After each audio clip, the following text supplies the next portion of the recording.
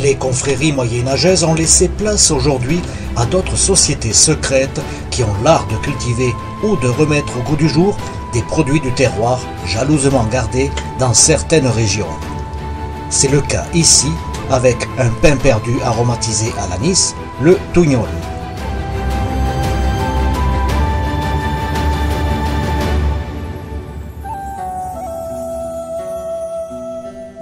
Nous sommes chez la confrérie des Chevaliers du Tougnol à Chalabre, dans l'Aude, pour un événement particulier.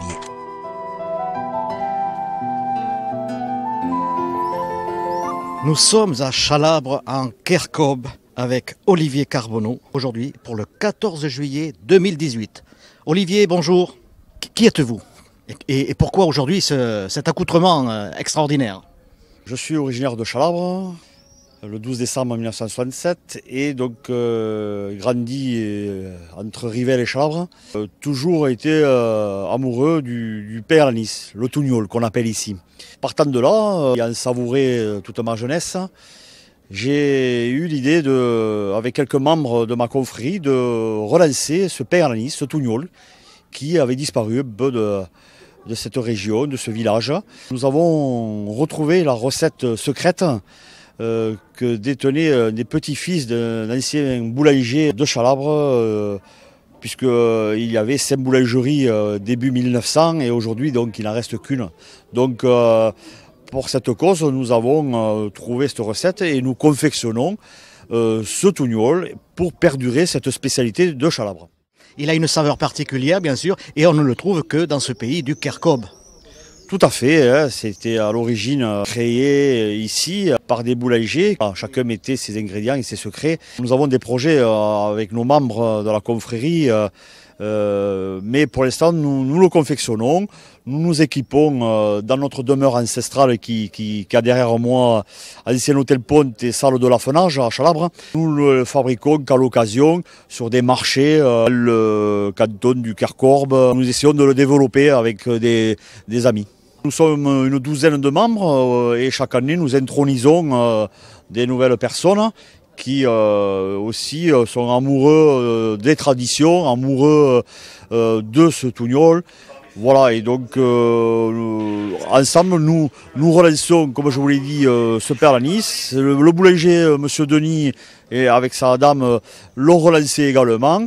Il y a toujours un dépôt à l'ancienne boulangerie Huyette. Je ne suis pas professionnel et donc je m'y attache, je m'entraîne comme au rugby, mais c'est pas évident quoi. Quand voilà, c'est pas son métier.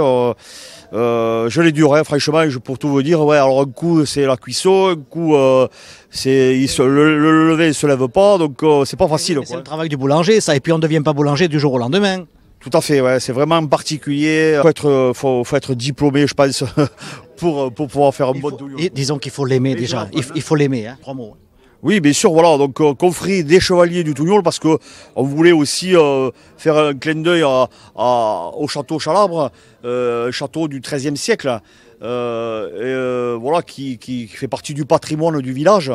Et donc, en commun accord avec le châtelain, Gilles Romero, nous avons fait une tenue de chevalier que vous découvrirez, et on est accompagné d'écuyers et chevaliers du château Chalabre également. Eh bien, écoutez, on va vous suivre tout au long de cette journée, manifestation du 14 juillet, donc retour dans le passé à Chalabre, qui je le rappelle, capitale du Kercob, et on va à la découverte un petit peu du lieu sacré avant de parcourir les rues. Voilà, donc nous attendons toutes les confréries, puisque nous recevons 12 confréries cette année. Nous en parlerons tout à l'heure dans notre demeure ancestrale, voilà, autour du tougnol, du fameux tougnol, et d'un petit déjeuner de 9h à 10h. Et nous partirons ensuite faire le pèlerinage dans le village avec une visite guidée de notre historien Serge Fournier. Merci.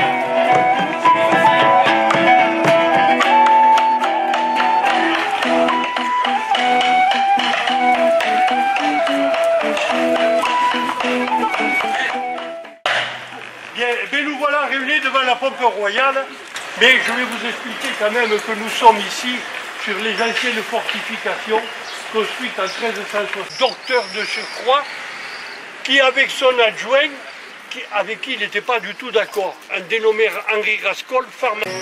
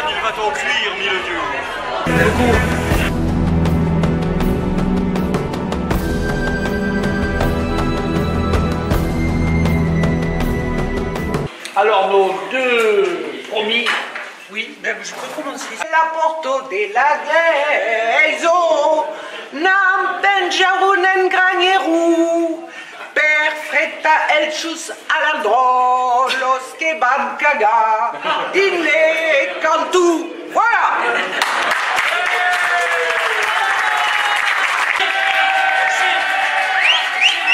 Bon, vous le savez, je suis belge et wallon. Donc je vais vous chanter une chanson en wallon. Vous allez bien comprendre comme ça. Elle belle petite gaillole, elle belle petite gaillole, elle me l'avait tout dit promis. Elle belle petite gaillole, petite canari, il vous apprête à danser. Merci.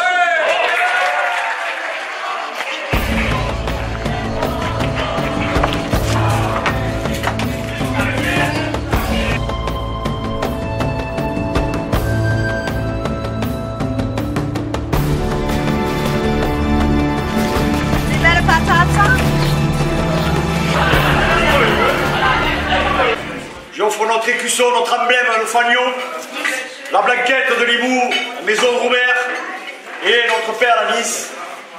Voilà. Remerciant.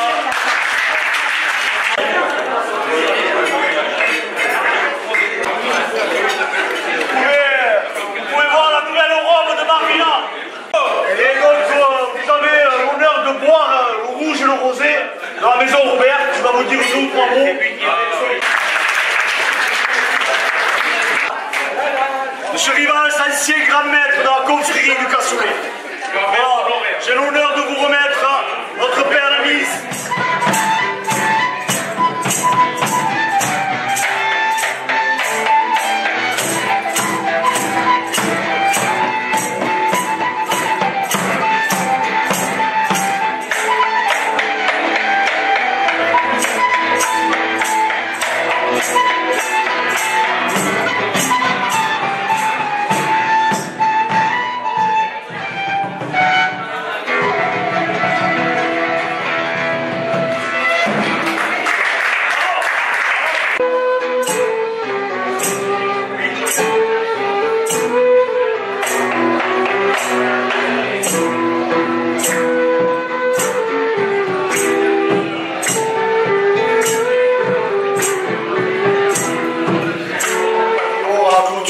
De ce 5e chapitre, nous sommes donc, vous l'avez compris, dans la salle d'armes et nous allons endouber donc nos chers deux nouveaux chevaliers et chevalières et donc nous allons faire le sacrement, le serment du dignitaire, donc ils vont jurer fidélité, donc il y a toute une procédure que Gilles va animer. L'escuyer est sacré, armé chevalier, c'est la cérémonie pendant laquelle, tout simplement, on devient chevalier. Au Moyen-Âge, il y a le page, il y a l'escuyer, et le chevalier. On dit écuyer maintenant. Au Moyen-Âge, il n'y a pas d'accent. Il y avait le L. Alors, tu veux t'appeler dame comment? Ton prénom, ton quoi? Si tu veux, dis-moi. On garde Marianique? Qu'est-ce qu'il y a? On les va bien, très vite. On les va bien. Allez.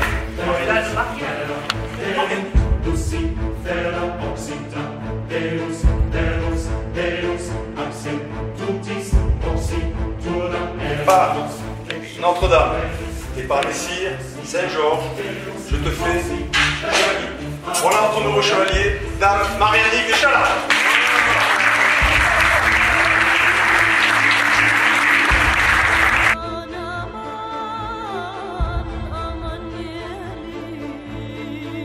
Par Notre-Dame et par les cires Saint-Georges, je te fais chevalier.